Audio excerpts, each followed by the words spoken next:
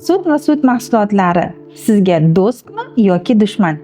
Assalomu alaykum. Ismim Durdona Oman va Siberian Wellness kompaniyasining eksperti va tadbirkori. Bugun biz sizlar bilan butun dunyo bo'ylab millionlab insonlarning muammosiga aylangan laktaza fermentini yetishmasligi yoki boshqacha aytganda laktozani o'zlashtira olmaslik yoki undan ham oddiy qilib aytganda sut va sut mahsulotlarini yoki shirinliklarni o'zlashtira olmaslik, ko'tara olmaslik holati haqida gaplashamiz. Keling, avvalambor aniqlik kiritaylik. Laktoza nima? Laktaza nima? Laktoza bu sut va sut mahsulotlari va hozirgi kunda boshqa mahsulotlarga ham qo'shiladigan sut shakari hisoblanadi. Laktaza esa bu shunday fermentki, bizning organizmimizda u bo'ladi, ammo yosh o'tgan sari uni miqdori pasayib boradi. Laktaza fermentining vazifasi o'sha biz yuqorida aytgan laktozani parchalab berish. Ya'ni inson yoshi o'tgan sari laktaza fermenti organizmda ko'rsatkichi pasayadi va laktozani o'zlashtirmaslik holati natijasida o'zida noxush simptomlarni seza boshlaydi. Bu simptomlar albatta birinchi o'rinda qorin dam bo'lishi, ichakda quldirash ovozlari eshitilishi yoki ich kelishini o'zgarishi, bu diareya va albatta hazm tizimidagi muammolar. Xo'sh, agar biz o'sha simptomlarga e'tibor bermasdan laktaza fermentini yetishmasligi bilan yashab yursak, qanday holat yuz beradi? Yuqorida aytganimizdek, laktaza fermenti bizni organizmimizga kirgan laktozani parchalab beradi. Lekin laktaza fermenti yetishmadi va laktoza parchalanmadi. Va aynan o'sha parchalanmagan laktoza bizni ichagimizda patogen bakteriyalar uchun ozuqa bo'lib xizmat qiladi.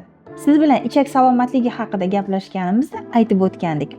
Organizmimizda ham foydali bakteriyalar, ham patogen bakteriyalar mavjud. Mabodo patogen bakteriyalar ustuvorlik qiladigan bo'lsa, siz bilan bizning immunitetimiz pasayadi va turli xil yallig'lanish kasalliklari yuzaga keladi. Demak, parchalanmagan laktoza patogen bakteriya uchun ozuqa bo'ladigan bo'lsa, bu nafaqat yuqorida aytgan noxush simptomlarni boshdan kechirish, balki shu bilan birga allergik reaksiyalarni yuzaga kelishi, organizmda yallig'lanish jarayonlari boshlanishiga olib keladi. Bundan tashqari parchalanmagan laktoza bizni ichagimizda ko'p miqdorda organik kislotalarni to'planishiga va ko'p miqdorda gaz hosil bo'lishini yuzaga keltiradi. Xo'sh, buni yechimi nima?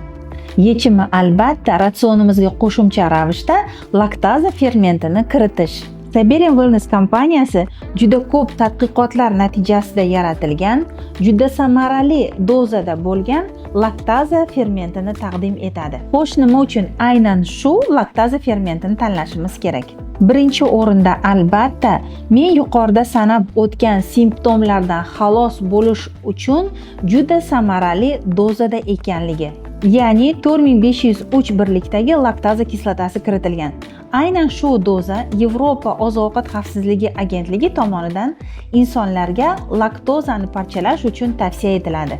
Ushbu laktaza fermenti yordamida organizmda laktozani parchalash jarayoni bemalol yuz beradi va bundan tashqari aynan shuning simptomlari bo'lgan qorin dam bo'lish, gaz hosil bo'lishi, ich kelishini buzilishlari yoki yallig'langan ichak holatidan bemalol chiqib ketishi mumkin. Bundan tashqari ushbu laktaza fermenti yordamida oshqozon ichak trakti faoliyatini ham normaga keltirish mumkin. Laktaza fermentini qabul qilib, siz o'zingizning sevimli sut va sut mahsulotlaridan cheklanishlarni bartaraf etasiz. Vaholanki, sut va sut mahsulotlaridan cheklanish inson organizmi uchun ulardagi foydali moddalar bo'lgan kalsiy va oqsil yetishmasligiga ham olib keladi.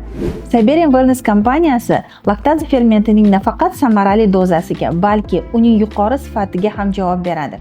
Laktaza fermenti 150 dan ortiq mutaxassislar jalb etilgan 3000 kvadrat metrdan ortiq maydonni egallagan laboratoriyada juda ko'p tadqiqotlar asosida, juda ko'p ishlanmalar asosida yaratilgan.